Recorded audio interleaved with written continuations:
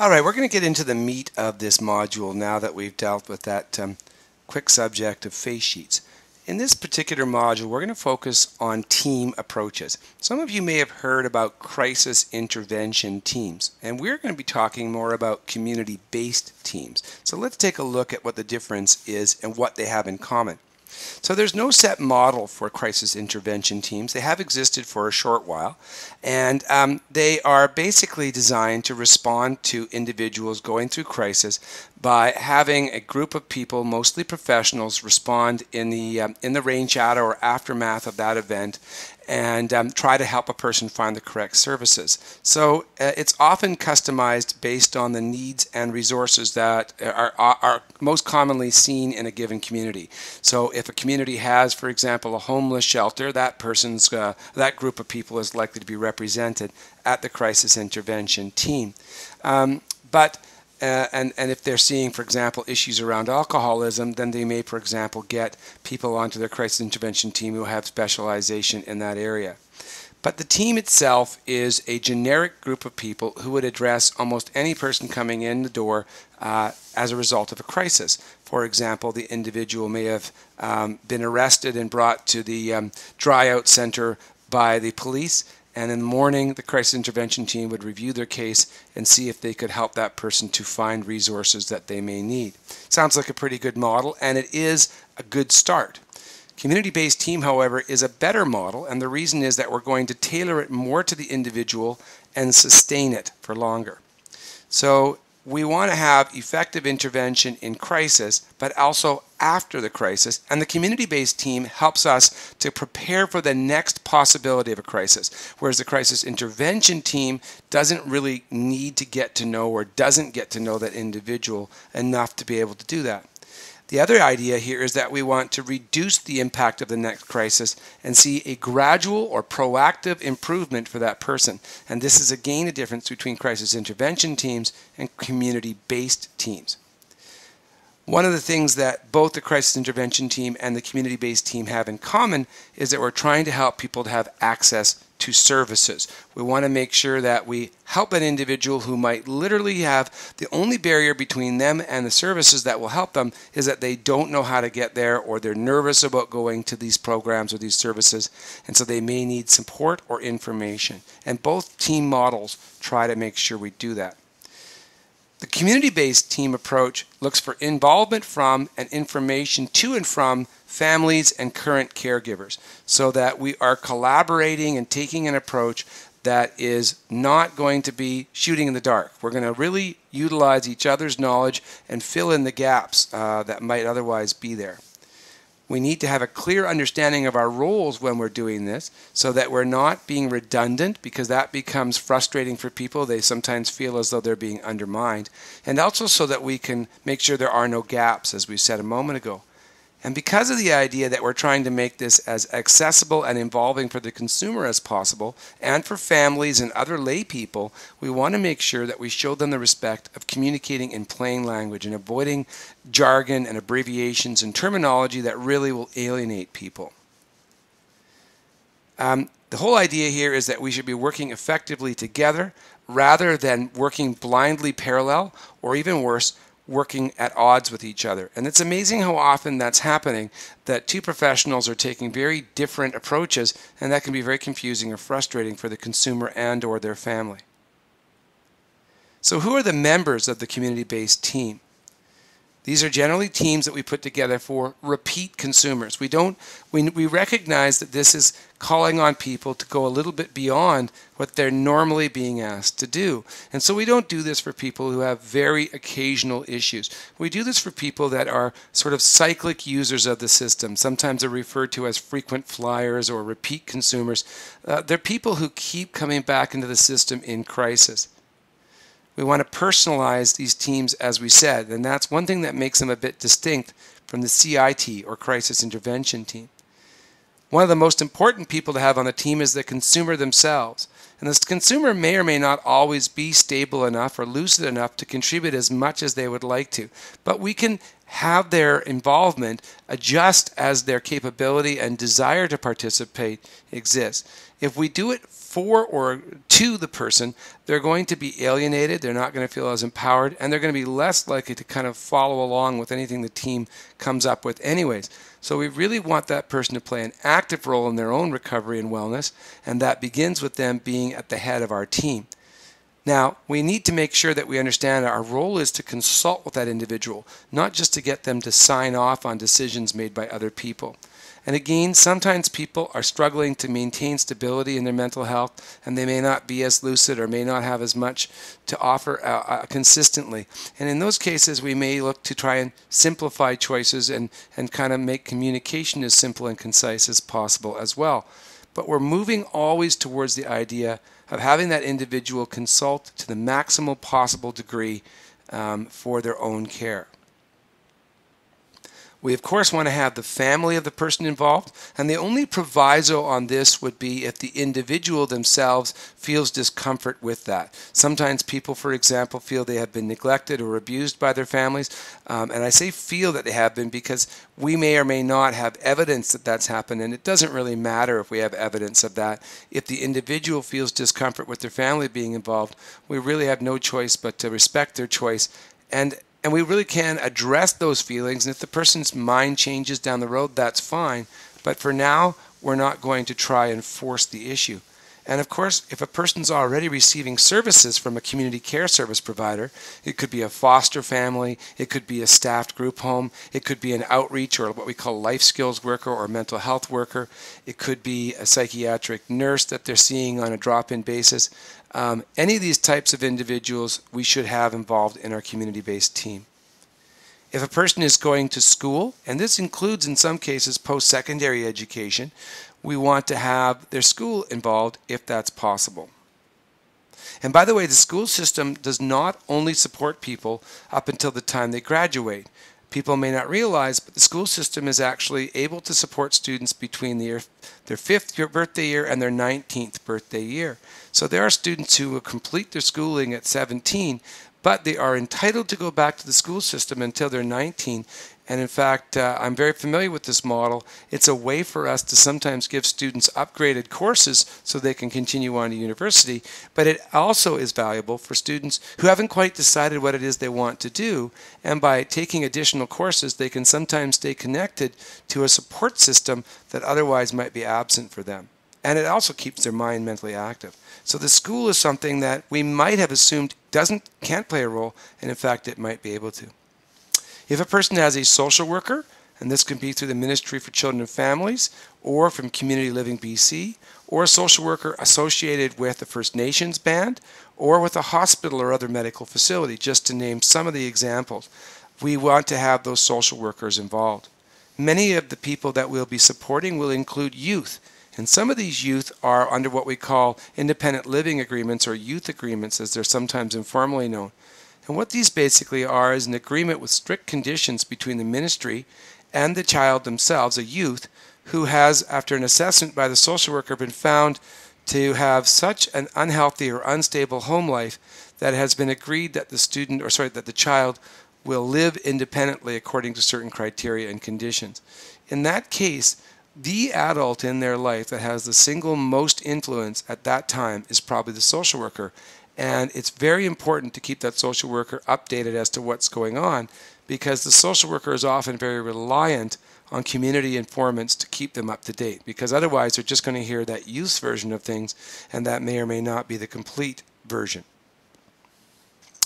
For people who may be of a First Nations background, consider engaging services, both formal and informal, that come from their band or from whatever connection they have to the community. So that can include, for example, elders. And elders are sometimes people right within an individual's family. And my experience in working with First Nations community is that family is not always about blood relations. Many people within the First Nations community reach out to each other and become aunties and uncles or cousins, and they may not have a blood connection, but they have a strong family connection. And so it's a very resourceful community, a community that tends to reach out for each other. And so don't assume that because they have lost connection with their family of origin, that a person has no opportunity to have a connection to elders or to family at all. In addition, many First Nations groups have their own First Nations social service agencies. For example, in the Mission Fraser Valley area, there's Fraser Valley Aboriginal Family and Child Services, also known as Hothmeath, and these services are available to anybody who's connected with the Stolo Nation, and again, there's a unique approach to those services. It's not just that they exist, but also that there's a connection to the deep-seated cultural values of the First Nations community and a connection to resources that are specifically and better suited to people who have had a First Nations heritage. So be aware of those banned resources, and if you're not aware of them, well, we're going to show you a link a little later on to Hothmeath's information, and it's one of those areas where you certainly want to get online and learn more, and we're going to do the same thing with some of the Fraser Health Authority resources for First Nations.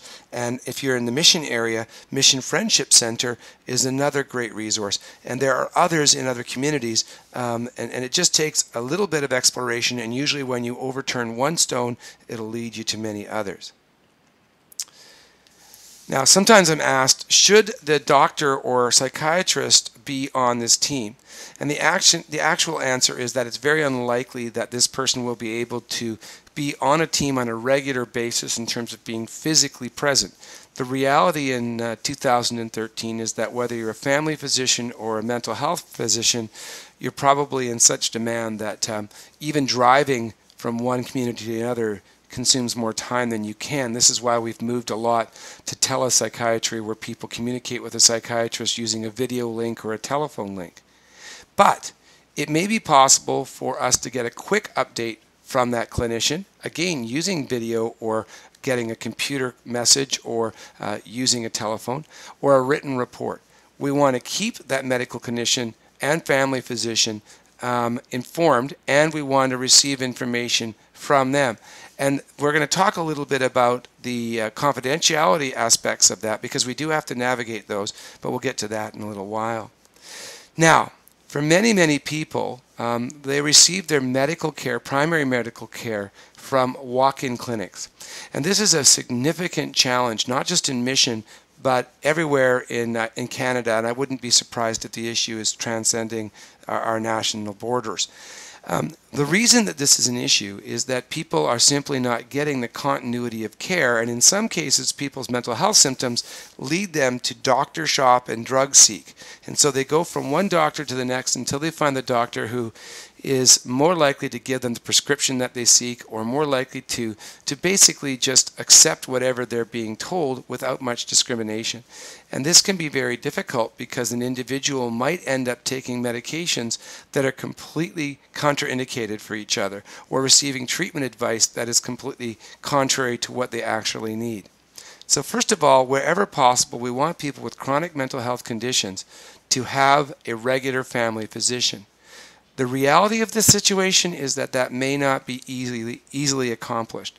So it's important for us, if the person does have to utilize clinics, that we can have that person at least go to the same pharmacist regularly, and that they get into the practice of doing an actual consultation with their pharmacist, not just dropping off the prescription, but instead learning about the way their drugs interact, learning about the best options for them in terms of drugs and what medication formats are best for them. And in fact, when that happens, the pharmacist can make the phone call to a doctor and then keep the doctor informed, or give the doctor ideas so that an individual is going to receive their medication in the best possible way. And pharmacists are also able to help review a person's medications and make sure that they're taking things that fit together. They can review or actually look at the medication people currently have and make sure that it hasn't expired. And they can visit community facilities and make sure that the medications are properly stored. And they can also engage in utilizing dispensation methods like blister packs that have numbered bubbles that correspond to the dates. And this can help an individual who might have difficulty keeping track of whether they've taken their medication to make sure that they have taken it on a daily basis. They may also know of devices or storage containers that can be used to keep those medications as safe as possible. For example, I've worked with a pharmacist who was able to recommend a dispensing box that had a small alarm on it that could be set by a staff person, and then the individual would hear this alarm throughout the day and it would help them to remember to take their medications. So the pharmacist is a key ingredient in this community-based team, and again, they may not be able to come and sit down for a meeting on a regular basis, but that isn't what's needed for them to be a member of the team. All we need to do is be able to have a regular connection to that person, and we're going to talk more about how that happens in a short while. But of course, nowadays with the technology that we have, that is a significant catalyst to us getting into easy contact with busy people. Now, this is perhaps a surprise for people that we should think about having a representative from the police department on a person's community-based team. But I go back up here to where we talked about the idea that these teams are for people who are cyclically going through the system. That police officer may or may not be able to spend a lot of time in conversation, but even keeping them apprised of the person's current condition and what procedures are in place is a very valuable thing for that police officer. Letting them know who they can contact if there's an issue. Letting them know, for example, if an individual is going through a dramatic medication change or if they've moved addresses, are simple ways to help a police officer, and we really want to identify a particular individual. So this means that there must be people on the other side of the equation within those police departments who are willing to do this.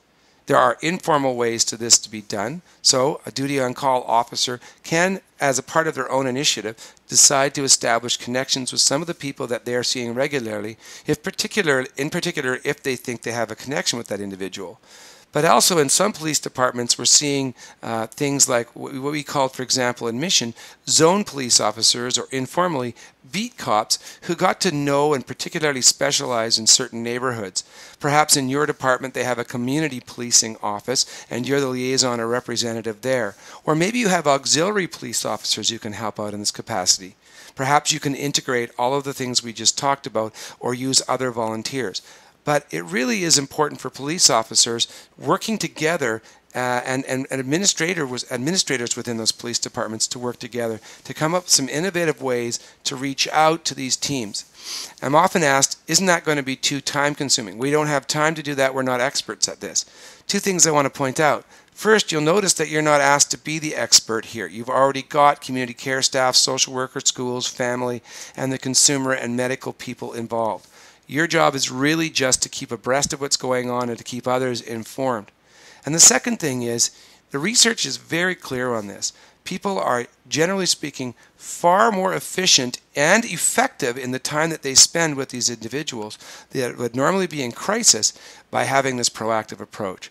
So if you've ever been frustrated as a first responder by having to keep going through this same process or spend hours with an individual and realizing that it's not terribly fruitful, this is a way to have those hours be probably less and have more impact. So yes, we are serious about having a policing representative. And one more that I forgot to mention here around policing. If you have a police liaison with the local high schools or other schools in the system in that community, such as we have here in Mission, that's another individual who can play this sort of rep or outreach role. Now, for your journal, given your role in the community, what do you think you could contribute to a person's community-based team? And if possible, try to think of somebody that you actually know. Now, you don't have to identify that person. We don't want you to do that because, of course, that's a confidentiality issue. And we want to point out that we're asking you what your role in the community is, not what your job is. So you may, for example, run a local coffee shop, but you are more than just a business person. You are a friendly face to individuals. You are a part of the fabric of a neighborhood. Think about what you could and are willing to do to be a connection for one or two people that you may know of in your community. How much time do you think it would take for you to be on a team for someone you know? How much time do you think you could contribute, let's say, per month to help out in this scenario? After you've taken a moment to write your journal entry, come back and we'll go to part 3 of the videos.